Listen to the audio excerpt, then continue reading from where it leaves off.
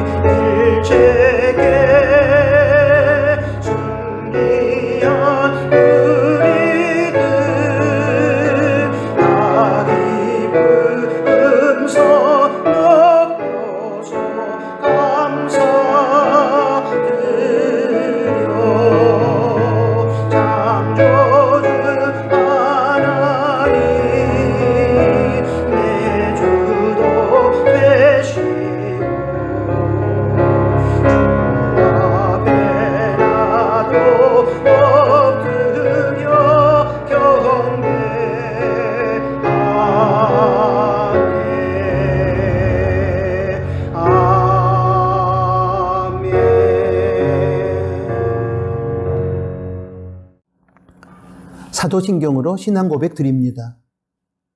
전능하사 천지를 만드신 하나님 아버지를 내가 믿사오며 그 외아들 우리 주 예수 그리스도를 믿사오니 이는 성령으로 잉태하사 동정녀 마리아에게 나시고 본디오 빌라도에게 고난을 받으사 십자가에 못 박혀 죽으시고 장사한 지 사흘 만에 죽은 자 가운데서 다시 살아나시며 하늘에 오르사 전능하신 하나님 우편에 앉아 계시다가 저리로서 산자와 죽은 자를 심판하러 오시리라. 성령을 믿사오며 거룩한 공회와 성도가 서로 교통하는 것과 죄를 사하여 주시는 것과 몸이 다시 사는 것과 영원히 사는 것을 믿사옵나이다. 아멘. 예배를 위해서 기도하겠습니다. 좋으신 하나님 아버지, 올 한 해 동안도 하나님께서 저희와 동행하시며 저희의 삶을 인도하시고 보호하여 주셨음에 감사합니다. 마지막 남은 한 장의 달력을 바라보며 오늘 저희가 이렇게 예배자로 서 있을 수 있음에 고맙습니다. 이 시간 저희가 예배 드릴 수 있음 그 자체가 영광이고 감격입니다. 한 해 동안 베풀어 주신 은혜를 잊지 않는 저희가 되게 하여 주시고 예배의 모든 순서를 통하여 하나님께 영광을 돌리는 저희가 되게 하여 주십시오. 모이는 교회로 끝내는 저희가 되지 않도록 하시고 예배를 통해 받은 은혜를 가지고 삶의 자리로 흩어져 들어가 하나님의 거룩한 성품을 드러내며 살아가는 저희가 되게 하여 주십시오. 지난 한 주간의 삶 속에서 죄 앞에 무기력하게 무너졌던 저희의 연약함이 있었습니다. 용서하여 주시고 또한 저희가 성령님의 권능을 힘입어 죄를 이기고 의의 병기로 살아가게 하여 주십시오. 역사의 주관자와 섭리자가 되시는 하나님 아버지, 지금 저희 대한민국을 비롯한 세계는 하나님의 창조 질서를 거부하고 짓밟고 있습니다. 그리고 그러함으로 인하여 하나님께서 선물로 주시고 후손으로부터 빌려온 아름다운 지구가 신음하며 아파하고 있으며, 또한 인류는 인간의 욕심으로 파괴되고 오염된 자연으로부터 발생된 자연재해와 바이러스의 창궐 등의 심각한 고통을 겪고 있습니다. 이러한 비극적인 결과물들 앞에서 각 나라 정부와 지구촌 가족들이 속히 하나님 앞에 회개하고 창조 질서에 순종함으로 하나님의 소원인 하나님과 인간과 자연의 화해가 이루어지는 회복의 세상을 보게 하여 주십시오. 무엇보다도 이 땅의 교회와 성도가 복음의 능력을 회복함으로 인류의 미래를 열어가는 희망의 깃발이 되게 하여 주십시오. 지금 조국 대한민국은 정치적, 경제적, 도덕적 위기를 당하여 총체적인 난국에 빠져 있습니다. 긍휼히 여겨주시고 특별히 대통령과 위정자들이 하나님의 뜻에 입각한 바른 정치를 하게 하여 주십시오. 사랑의 하나님 아버지, 하나님께서 허락하신 12월을 저희 나누는 가족들이 따뜻한 사랑으로 채우게 하여 주십시오. 2002년 성탄을 앞두고서 시행되고 있는 사랑의 성탄 선물 박스 운동에 교우들이 적극적으로 참여하게 하여 주시고, 그리함으로 춥고 외로운 계절에 작은 이웃들을 위한 섬김과 나눔이 열매를 맺게 하여 주십시오. 겨울 추위와 변이 바이러스의 확산 속에서 사랑하는 교우들의 건강을 지켜주시고 2023년 대학 수험생들에게 선한 결과를 허락하여 주십시오. 또한 다음 세대가 믿음으로 세상의 유혹을 이기게 하여 주시고 선포되는 하나님의 말씀이 능력으로 그들에게 임하게 하여 주십시오. 회복의 하나님 아버지, 이 시간 저희가 드리는 예배를 통해 영광을 받아 주십시오. 또한 저희에게 하나님의 영적 임재를 체험케 하여 주십시오. 예수님의 이름으로 기도합니다. 아멘.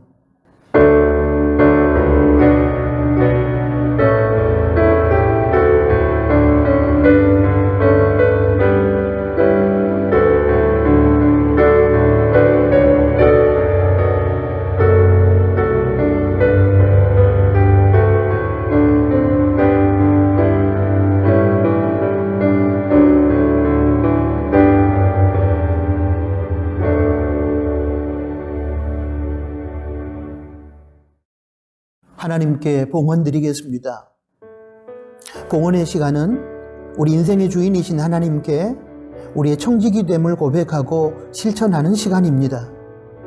봉헌의 시간을 통하여 우리는 하나님의 것인 정직한 11조와 하나님께서 저희에게 맡겨주신 것 중에서 하나님 나라를 위하여 하나님께서 원하시는 물질을 하나님께 드리게 됩니다. 여기서 정직함으로 드려진 11조와 하나님 나라를 위한 다양한 목적의 예물을 기쁘고 넉넉한 마음으로 드릴 때에 이를 통해 주인 되신 하나님께서는 생명의 역사와 회복의 역사를 이루실 것입니다. 이 봉헌의 시간을 통하여 하나님의 주인 되심이 선포되고 하나님께서 영광을 받으시며 하나님의 나라는 확장될 것이며 하나님의 선한 뜻이 이 땅에서 이루어질 것입니다. 또한 우리는 피조물과 청지기로서의 인간이 있어야 할 올바른 자리에 서게 될 것입니다. 기도합니다. 하나님 아버지, 이 시간 하나님의 주인 되심과 저희의 청지기 됨을 고백합니다. 또한 정직한 11조와 다양한 예물의 드림을 통해 하나님의 주인 되심을 높여드리고 저희의 청지기로서의 삶을 실천합니다. 기쁘게 받아주시고 이 예물을 필요로 하는 삶의 현장마다 하나님의 생명의 역사가 나타나며 또한 하나님의 은혜와 사랑을 간구하는 모든 이들에게 하나님의 크신 사랑과 한량없는 은혜가 체험되는 소중한 기회가 되게 하여 주십시오. 드리는 성도의 삶에 세상이 빼앗지 못하는 하늘의 평강과 기쁨이 충만하게 하여 주시고 그들의 일상에 물질로 인한 교만이나 물질의 없음으로 인한 아픔이 없도록 도와주시며 허락하신 물질에 대한 감사와 자족함이 있게 하여 주십시오. 그리고 받은 물질의 복을 누릴 뿐만 아니라 베풀고 나누며 살게 하여 주십시오.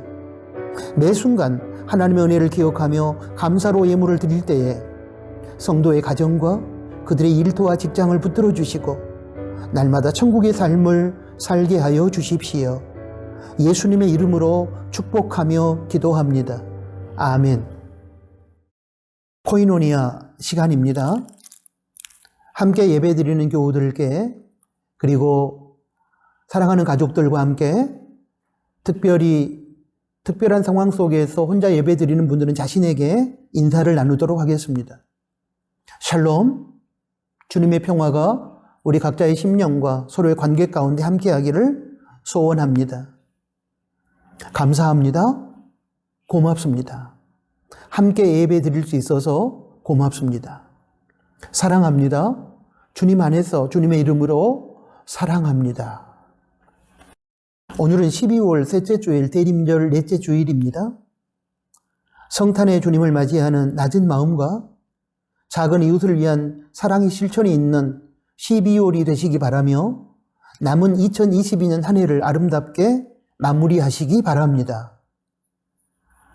코로나 변이 바이러스가 재확산 중인 가운데 건강과 안전에 유의하시고 한파 속에서 독감에도 걸리지 않도록 건강에 유의하시기 바랍니다. 우리가 알고 있는 것처럼 나라가 전방위적으로 위기입니다. 나라가 올바른 방향으로 나아갈 수 있도록 여러분 계속해서 기도해 주시면 고맙겠습니다. 12월 4일 주일부터 12월 23일 금요일까지 사랑의 성탄 선물 박스 운동을 실시합니다. 로뎀 나무에 박스가 비치되어 있으니 그 사랑의 성탄 선물 박스를 여러분 사랑으로 채워주시기를 부탁합니다. 12월 23일 금요일 오전에 인간화 선교위원회 주관으로 여러분이 채워주신 사랑의 성탄 선물 박스를 작은 이웃들에게 나누도록 하겠습니다. 12월 예차는 오늘 낮예배 후에 로뎀 나무에서 나눔지기 모임 섬김으로 우리가 나누게 됩니다. 예찬 후에는 교회 김장을 합니다. 여러분이 함께 동참해 주시면 고맙겠습니다. 다음 주일 12월 25일 예배는 성탄 감사 예배로 드립니다. 그리고 예배 후에 돌아가실 때에 2023년도 교회 달력을 수령해 가시기를 바랍니다. 각 가정당 한 부씩이고 벽걸이와 탁상용 중에서 여러분이 선택하시면 됩니다. 2023학년도 대입 수험생들로부터 좋은 소식들이 들려오고 있습니다. 마지막 모든 수험생들에게 하나님의 선한 결과가 임할 수 있도록 계속 기도해 주시면 고맙겠습니다. 다음 세대를 위한 기도는 여러분 영상 그림 자료를 보시고 기도해 주시기를 부탁합니다. 오늘 코이노니아는 여기까지입니다. 하나님의 말씀을 봉독합니다. 두 군데 말씀을 보겠습니다. 먼저 사무엘하 7장 6절부터 7절까지입니다. 내가 이스라엘 자손을 애굽에서 인도하여 내던 날부터 오늘날까지 집에 거하지 아니하고 장막과 회막에 거하며 행하였나니 무릇 이스라엘 자손으로 더불어 행하는 곳에서 내가 내 백성 이스라엘을 먹이라고 명한 이스라엘 어느 지파에게 내가 말하기를 너희가 어찌하여 나를 위하여 백향목집을 건축하지 아니하였느냐고 말하였느냐. 자, 열왕기상 8장 61절 말씀을 또 한 군데 보겠습니다. 그런즉 너희 마음을 우리 하나님 여호와와 화합하여 완전케 하여 오늘날과 같이 그 법도를 행하며 그 계명을 지킬지어다. 아멘. 방금 봉독한 두 군데 말씀을 중심으로 오늘은 성전의 참된 의미라는 제목하에 첫 번째 시간 하나님께서 우리들에게 들려주시는 말씀을 받도록 하겠습니다. 사랑하는 교우 여러분, 오랜 시간 목회를 하면서 깨달은 것이 하나 있습니다. 그것은 상당히 많은 우리 한국 크리스천의 신앙생활이 예수님을 믿은 이후 존재, 즉 신분의 변화는 이루어졌는지 모르지만 다음 단계인 생각, 즉 마인드나 가치관의 변화가 이루어지지 않았다는 사실입니다. 예수님을 믿어 하나님의 자녀로 존재, 신분의 변화는 이루어졌는지 모르지만 하나님 나라의 가치관을 가지고 하나님 자녀의 합당한 삶을 살아내지 못한 채 여전히 세속적인 마인드를 가지고 인생을 살아가고 있다는 사실입니다. 그렇기 때문에 교회당에 와서 종교적인 행위는 하고 있는지 모르지만 정작 삶에 있어서는 예수님의 성품을 닮는 거룩한 삶이 나타나지 않고 있을 뿐만 아니라 또한 교회 생활에 있어서도 성경적 가치에 합당한 신앙생활이 아니라 미신적이거나 율법적이거나 또는 세속적인 가치에 입각한 비정상적인 신앙생활을 하고 있는 경우가 많습니다. 이런 안타까운 현실 앞에서 저는 목회자로서의 책임을 통감하며 저를 비롯한 사랑하는 교우들의 올바른 성경적 가치관을 정립하는 일에 목회의 우선순위를 두고 최선을 다하고 싶습니다. 그 이유는 동감하시겠지만 생각, 즉 마인드, 가치관이 성경적으로 바뀌지 않으면 이후에 언어와 삶의 변화가 따라올 수 없기 때문이고, 그렇게 되면 우리는 교회당 안에서 종교 행위를 할 때에는 크리스천으로 보이겠지만 실제 삶에서는 세상 사람들과 별반 다름이 없는 세속적인 삶을 살아갈 수밖에 없기 때문입니다. 이러한 문제의식을 가지고 이번 주일 설교와 다음 주일 설교를 통해 저는 성전의 참된 의미를 나누고 싶습니다. 한국교회 많은 성도들의 성전에 대한 이해가 아직도 율법적이고 미신적이고 비본질적인 생각에 근거하고 있기 때문에 이 주제를 다루는 것은 성경적인 올바른 신앙생활을 위해서 꼭 필요하고 의미 있는 과정이라고 생각하기 때문입니다. 이스라엘 사람들은 예루살렘 성전을 하나님의 집이라고 불렀습니다. 하나님이 그곳에 계신다고 믿었기 때문입니다. 이스라엘 사람들에게 있어서 절대로 용납할 수 없는 두 가지 죄가 있는데, 하나는 하나님의 이름을 망령되이 일컫는 것으로서 하나님을 모독하는 죄이고, 다른 하나는 성전을 모독하는 죄입니다. 특별히 이 두 가지 죄는 이스라엘 백성들, 그 중에서도 특히 제사장이나 바리새인이나 사두개인 등의 예수님 당시의 종교 지도자들이 예수님을 빌라도의 법정에 고소한 세 가지 제목 중에 하나이기도 합니다. 예수님 당시의 종교 지도자들을 비롯한 이스라엘 사람들은 예수님을 세 가지 제목으로 빌라도의 법정에 고소했습니다. 표면적인 죄목 두 가지와 이면적인 죄목 한 가지입니다. 첫 번째, 정치적인 이유입니다. 예수님을 제거하기 위하여 그들은 로마의 식민 지배를 받고 있는 이스라엘의 백성인 예수님이 자신을 유대인의 왕이라 지칭하며 반역을 꾀하고 있다고 고소했습니다. 당시에 황제는 로마의 시저 한 사람밖에는 없었습니다. 그런데 예수님이 자신을 왕이라고 했으니 이것은 로마의 반역을 꾀하는 것이라고 그들은 그 이유를 들어서 고소했습니다. 두 번째는 종교적인 이유입니다. 예수님이 자신을 하나님이라고 선언함으로 신성 모독죄를 저지르고 또한 성전을 헐라 내가 사흘 만에 다시 짓겠다고 말하면서 성전을 모독했다는 이유로 고소했습니다. 세 번째, 이면적인 이유인데 도덕적인 이유입니다. 어둠 속에서 온갖 거짓과 위선과 불의를 자행하며 기득권을 누리던 당시 종교 지도자들은 빛이신 예수님께서 이 세상에 오심으로 자신들의 더럽고 추악한 실체가 드러나는 것을 두려워했습니다. 그래서 그들은 어둠 속에서 악행을 저지르는 자신들의 부도덕성을 은폐하기 위하여 예수님을 고소하여 죽이고자 했습니다.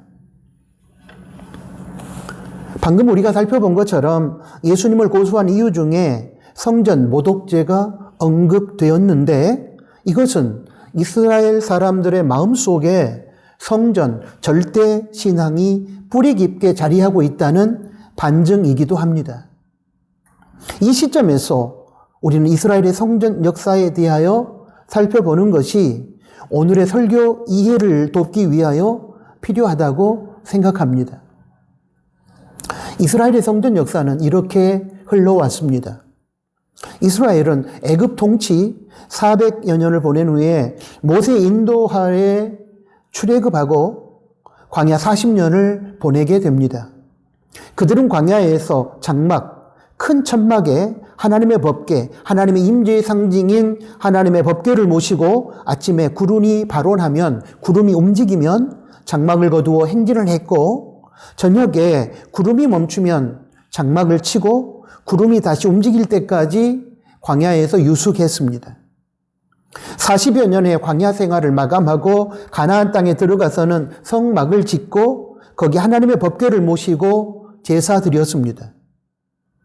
그러한 성막 중심의 생활을 이어가다가 다윗 왕 때에 이르러 다윗은 성전을 짓고 싶은 마음이 들어 성전을 지으려고 하였으나 하나님께서는 다윗이 피를 많이 흘렸다는 이유, 다윗이 전쟁을 통하여 많은 사람을 죽였다는 이유로 거부하심으로 다윗은 성전 지을 준비만 한 채 정작 성전을 짓지 못했습니다.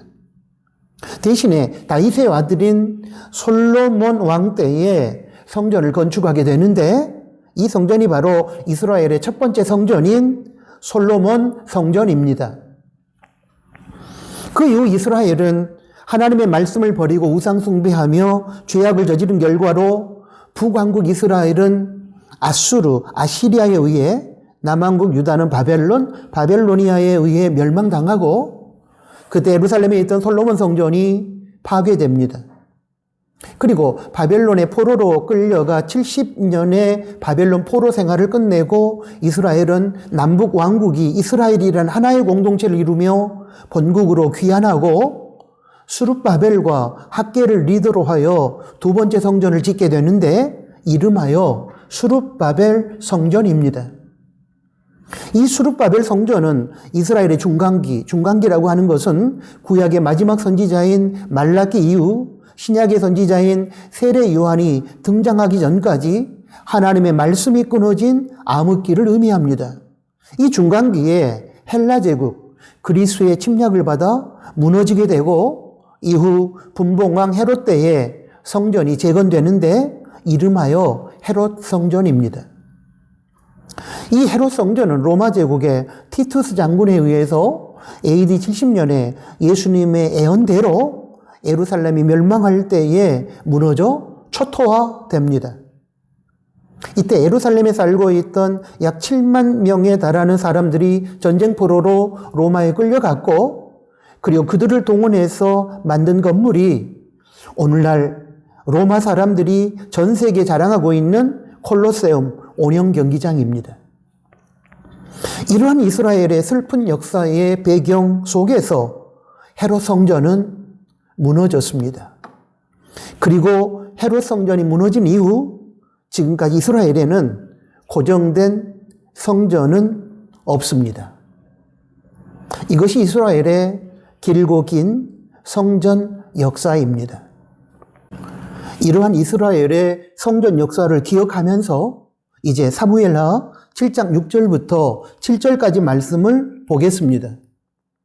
이 말씀은 다윗 왕이 하나님을 위하여 성전을 짓겠다고 했을 때 하나님께서 다윗의 성전 건축을 허락하지 않으시면서 주셨던 말씀입니다. 6절입니다. 내가 이스라엘 자손을 애굽에서 인도하여 내던 날부터 오늘날까지 집에 거하지 아니하고 장막과 회막에 거하며 행하였나니 7절입니다. 무릇 이스라엘 자손으로 더불어 행하는 곳에서 내가 내 백성 이스라엘을 먹이라고 명한 이스라엘 어느 지파에게 내가 말하기를 너희가 어찌하여 나를 위하여 백향목집을 건축하지 아니하였느냐고 말하였느냐. 쉬운 성경에서는 이 구절을 이렇게 번역했습니다. 6절입니다. 나는 이스라엘 백성을 이집트에서 이끌어낼 때부터 지금까지 장막을 내 집으로 여기면서 옮겨 다녔다. 7절입니다. 나는 계속해서 이스라엘 지파들과 함께 옮겨 다녔고 한 번도 이스라엘 백성을 돌보는 지도자들에게 백향목 집을 지어달라고 한 적이 없다. 여러분, 우리는 이 구절에서 한 단어를 주목해서 보아야만 합니다. 본문에서 중요한 의미를 던져주는 단어인데 바로 6절과 7절에서 반복적으로 사용되고 있는 행하였다. 쉬운 성경에서는 옮겨 다녔다라고 번역했고 현대어 성경에서는 이 구절을 이리저리 옮겨 다녔다로 번역한 바로 이 능동사입니다. 이 단어의 의미를 살려서 해석하면 훨씬 본문의 핵심을 정확하게 파악할 수 있습니다. 성전을 짓기 이전에 이스라엘 백성들은 장막을 메고 다니면서 어느 곳에 머물든지 그곳에 장막을 세우고 하나님께 제사를 드렸습니다. 그 장막은 고정되지 않고 이스라엘 백성들과 함께 동행하시며 옮겨 다니시는 하나님의 현존의 상징이었습니다. 그러므로 사무엘하 7장 6절부터 7절까지 말씀의 핵심은 이것입니다. 나 여호와는 너희들과 함께 옮겨 다니며 움직이는 현존자 하나님이기 때문에 어느 한 곳에 고정된 붙박이 성전은 필요 없다. 그런데 그 이후 다윗의 아들인 솔로몬 왕은 예루살렘에 고정된 붙박이 성전을 건축하게 됩니다. 이름하여 솔로몬 성전인데 이 성전은 옮겨 다니는 것이 아니었습니다.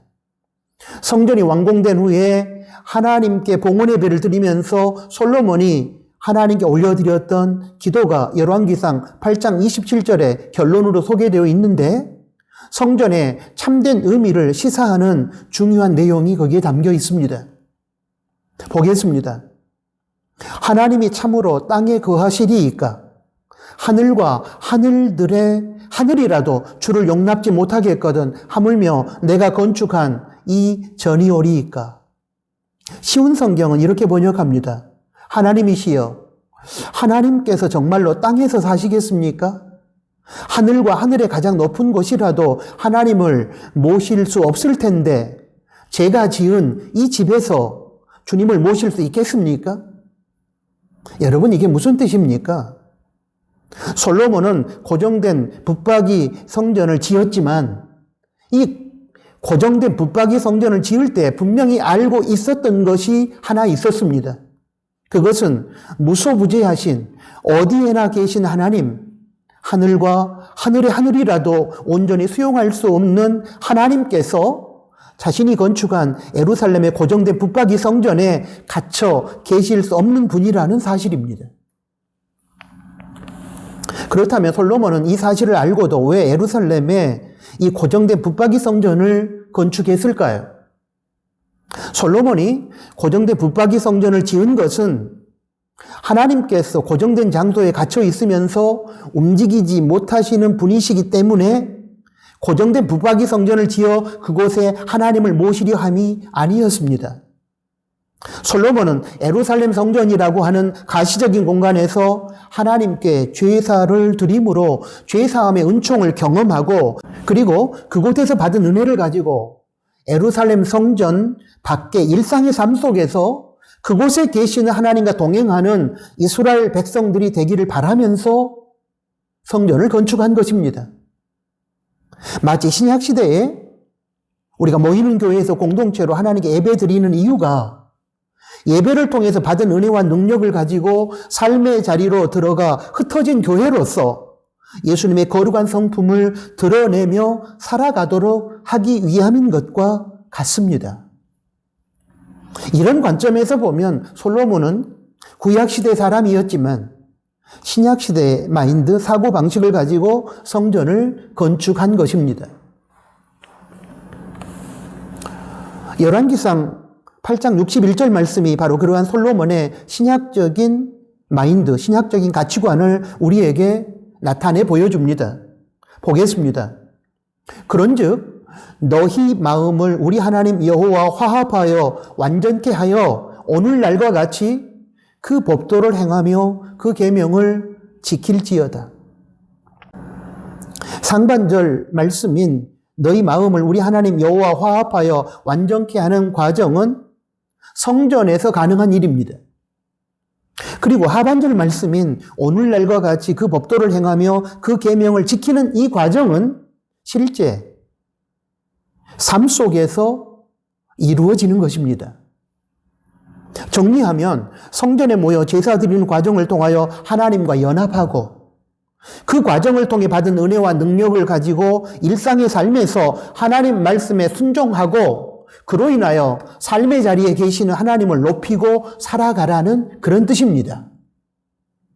이것이 바로 솔로몬이 성전을 건축했던 참된 의미였습니다.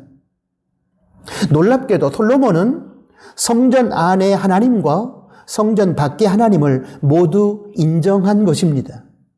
하나님은 고정된 분이 아니고 움직이시는 분이심을 인정하고 선포한 것입니다.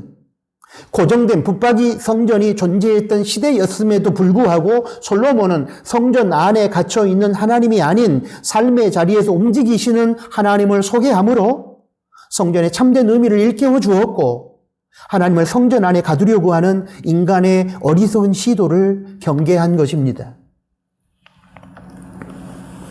그런데 참으로 안타까운 사실은 고정된 붙박이 성전이 더 이상 존재하지 않는 오늘날 신약 시대에 하나님께서 고정된 교회당이라는 건물 공간 안에만 존재한다는 마인드, 그런 사고방식을 가지고 신앙생활을 하는 교우들이 아직도 많다는 것입니다.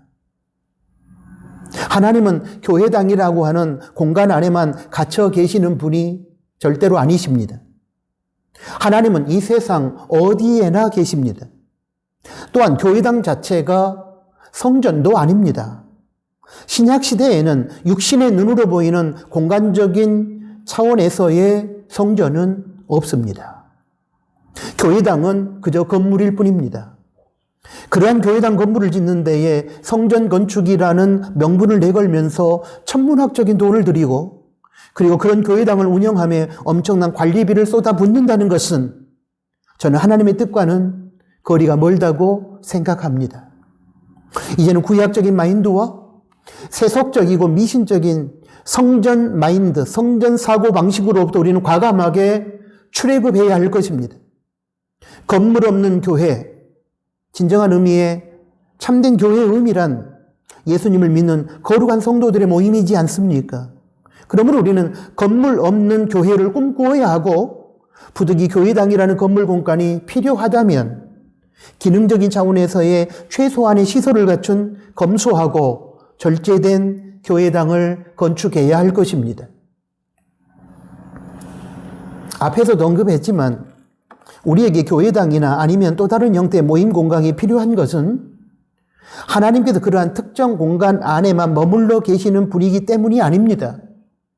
우리가 모이는 교회에서 함께 예배드리고 기도하고 찬양하며 성경 공부를 하고 성도 간의 교제를 나누는 것은 그러한 과정을 통하여 하나님께로부터 주어지는 은혜와 능력을 받아 그 받은 은혜와 능력을 가지고 삶의 자리로 흩어져 들어가 일상의 삶 속에 계시는 하나님과 동행하며 하나님 말씀에 순종함으로 하나님께 영광을 돌리기 위함입니다.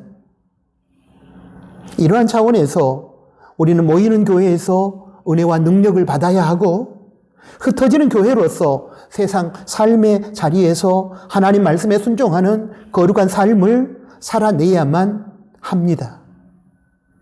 그러므로 우리는 흩어지기 위하여 모이는 것이고 모이면 흩어져야 하는 것입니다.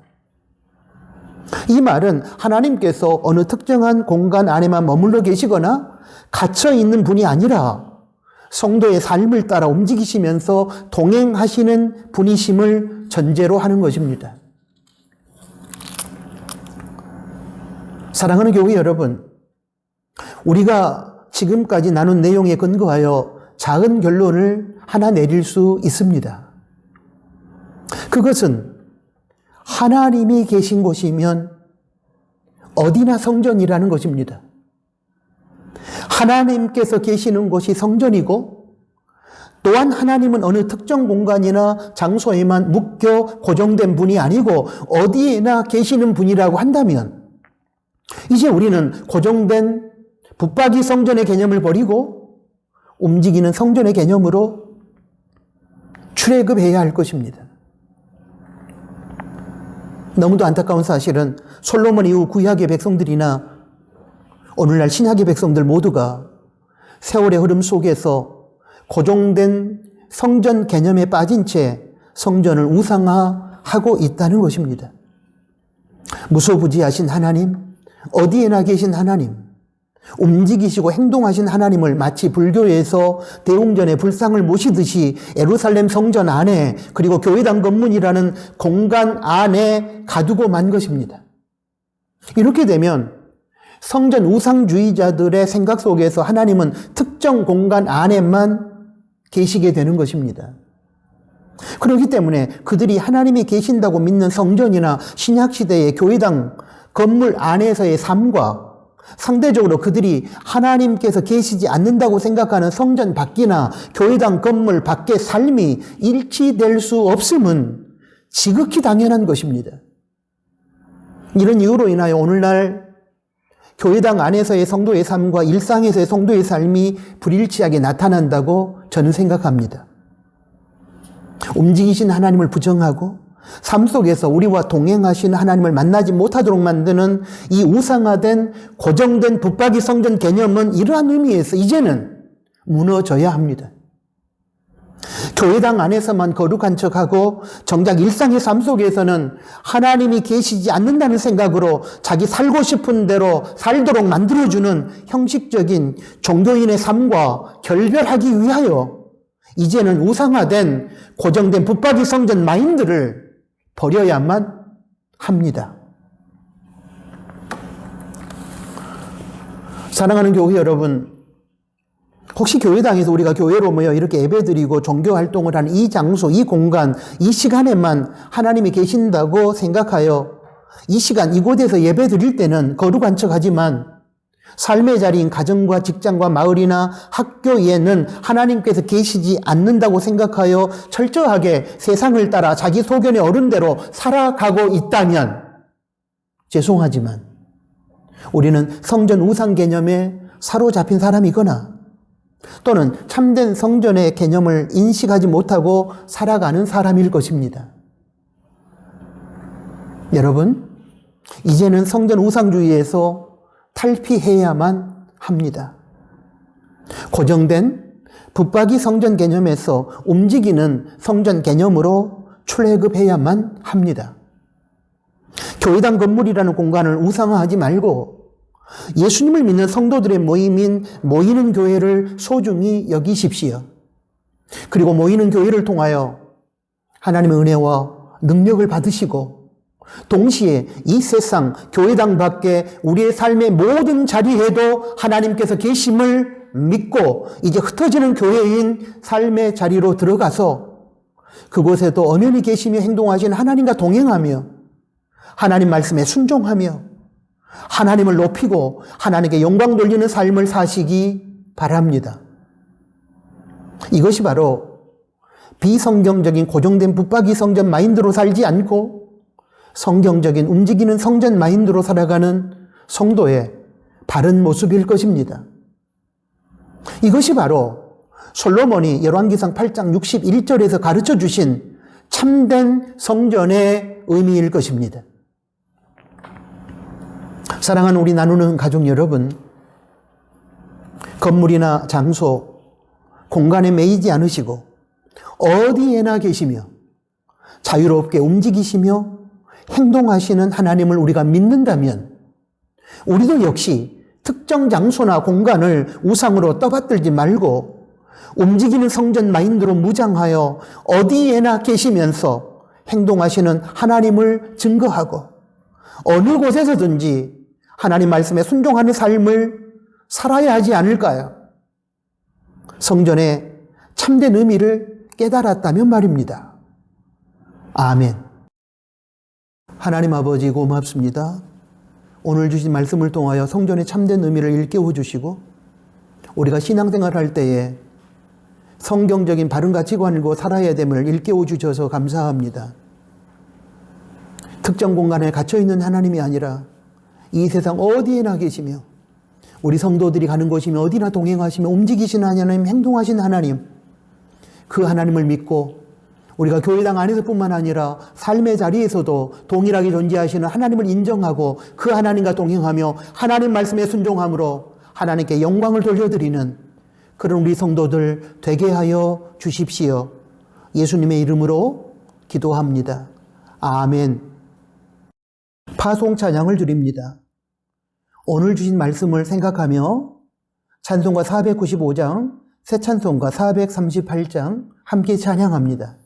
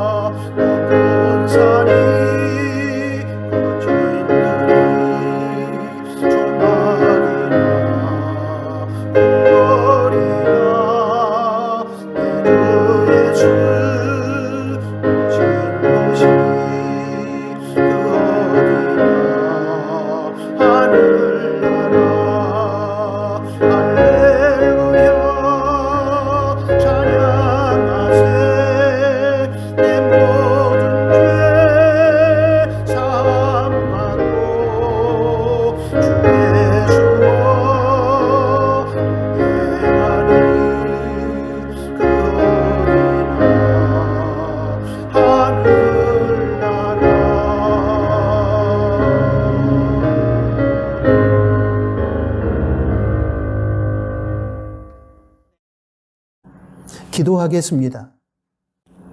이제는 우리 구주 예수 그리스도의 은혜와 하나님 아버지의 크신 사랑하심과 성령 하나님의 위로 교통 충만 동행하심이 오늘 주신 말씀을 듣고 고정된 붙박이 성전 안에만 계시는 하나님이 아니라 삶의 모든 자리에 움직이는 성전으로 존재하시는 그 하나님의 존재를 믿고 우리가 어느 곳에 있든지 간에 움직이신 하나님을 증거하고 움직이시는 하나님의 말씀에 순종함으로 하나님께 영광을 돌리며 살아가기를 소원하는 사랑하는 나누는 교회 가족들 머리 위에 이제로부터 영원토록 항상 함께 계실지어다. 아멘.